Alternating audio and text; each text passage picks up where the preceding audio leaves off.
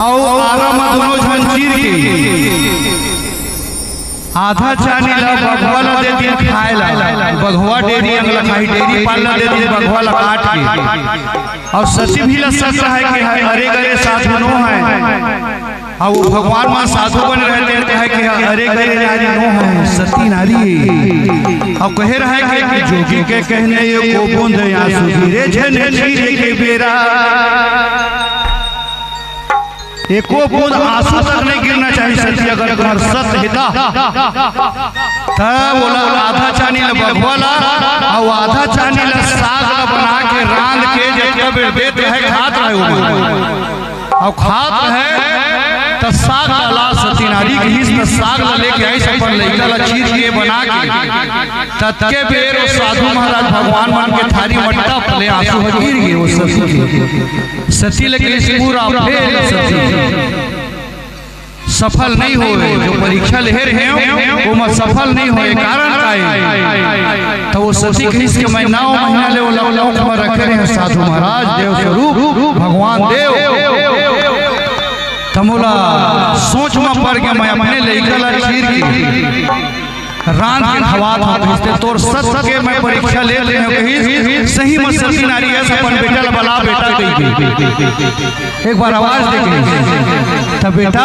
भेटरी ले लेगा ताई हम मन तोर परीक्षा ले रहे ठा ठा ठा के ए होते सत्य एक बार जोरदार ताली बजा सत्य के प्रति और विश्वास के प्रति अगर कोनो चले जाए कर्म नहीं छोड़े शास्त्र तक में लिख लिए है कि कर्म करो फल की चिंता मत करो अर्थात तोर मन में जैसे आए तैसे कर चोरी कर चमारी कर अपराध कर खून कर और जैसे इच्छा है तैसे कर फल की चिंता मत कर फल तोला मिली जैसा करबे तैसा फल पावे मैं अपन 22 साल की उम्र में मैं बाबा विष्णु ब्राह्मण जाता हूं कहीं के दारू नहीं पी के मैं वो कोरेक सब सीरम बड़े स्वास्थ्य स्टेशन ले अल्फा जोला ये दुनिया भर के नशा मोर देखे कोई कुछ नहीं बात ओखर बार मैं कुंवारा रहे तबे मोर कैसे निकल गई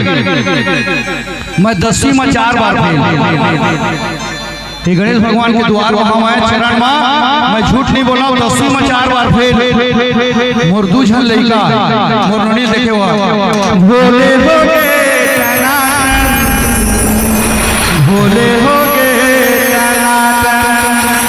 मोर लइका गा आओ मैं तीसरैया हॉस्पिटल में रतनपुर के स्टेज ले गिरे तो अपोलो में लेके भर्ती करी तो मोर शरीर पूरा फूल के रहा है नशा के कारण अपोलो में लेके इस मैडम इसके शरीर में खून है क्या किया जाए तब फिर वो फेसबुक में लेके सुनील कुमार वैष्णव झोलपुरा में तबीयत खराब है सतरंगी फेम इनको ओ पॉजिटिव खून की जरूरत है यदि कोई फैन वक्त देना चाहते होंगे तो इस पते में आने की कृपा करेंगे तब माटी तेल के डब्बा का स्लाइन लग के हम खून देवो ओखर बावजूद भी मैं ठीक नहीं हुआ ये सेबी में भर्ती करी खून चढ़वाए तब वो डॉक्टर बोल दी मैडम कोई ठिकाना नहीं इनका बुरा स्थिति हो चुका है तो कोई डॉक्टर में और मैडम ने सलाह दी कि मैडम इसको तत्काल बालाजी हॉस्पिटल में ले जाओ अगर भगवान की दुआ हो पब्लिक की दुआ हो तो ये बस तब वहाँ लेके मतलब 32 लाख ले मोर इलाज चलत रहा था एक दिन ऐसे रात आई डॉक्टर की सवारी मैडम ईद बरसात हो रही है और इतना घटना स्थल में पहुंच चुका है नीलकमल का अपने परिवार वाले को बुला लीजिए ताकि जिंदा है तो मोर परिवार वाला मन देखे हैं इनका मोर पर नामादा सर के आए नहीं हो रहा बोला मैं रखवाए हूँ संसद में नहीं मरा मैं कहीं रखा है संसद में कोनो देखे अपन कफल मुर्दा उठते थे ना लेकिन मैं अपन ला देखे हूं हां बोला कमीज तो नहीं सिलवा सकता ना बंगाली मैं कह रहा मैं सब ला मार में देखा बाद में मर के बोला रखवाए माने तू मन ला सब ला मैं मार लूं ना देखा बाद में मर मैं राक्षस परिवार के अच्छा लगा प्रवचन मैं बढ़िया बढ़िया चीज बता रहा हमारे नान लड़का मन छोटे छोटे लड़का मन बिगड़त काबर है 12 साल 13 साल में ये मेरे मन 16 17 18 साल के मोरो बेटी ये मेरे मैं शिक्षा ही देने वाला बात करूं हमार में का है मोबाइल टच वाला हमार में टच वाला मोबाइल है हमार बेटी का हाथ है पापा बोला मोबाइल चाहिए, बोला 2-400 वाला मोबाइल देखो तो रखी का बटन वाला, बोला टच वाला चाहिए। अब बेटी बार प्राण प्रिय लड़का मन प्राण प्रिय, अब बेटी ला दे देंगे मोबाइल। अब बेटी चलाना सीख के फेसबुक, इंस्टाग्राम, मैसेंजर, व्हाट्सएप, अब वो दुनिया भर के चलाना सीख के बेटी।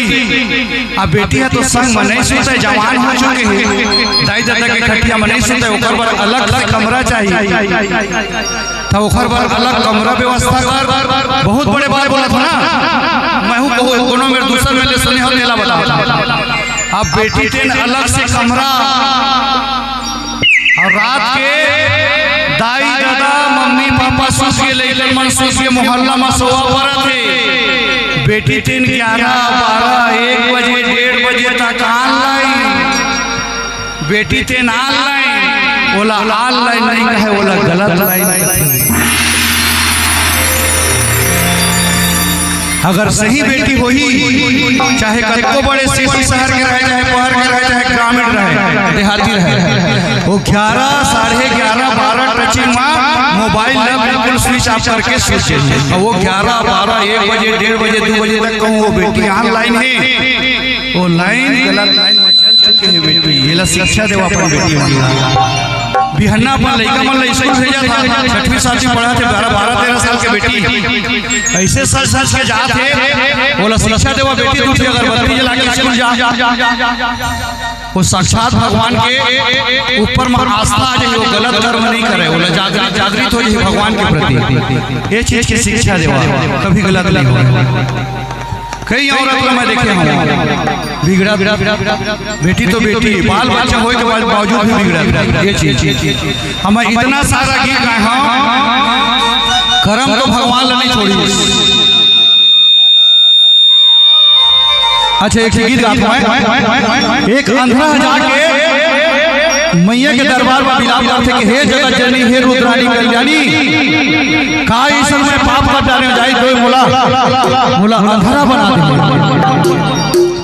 मैं का कर्म करे तो मोला अंधरा बना दे। मैं वो गीत लगा रहे हैं, पहले गा के सुना।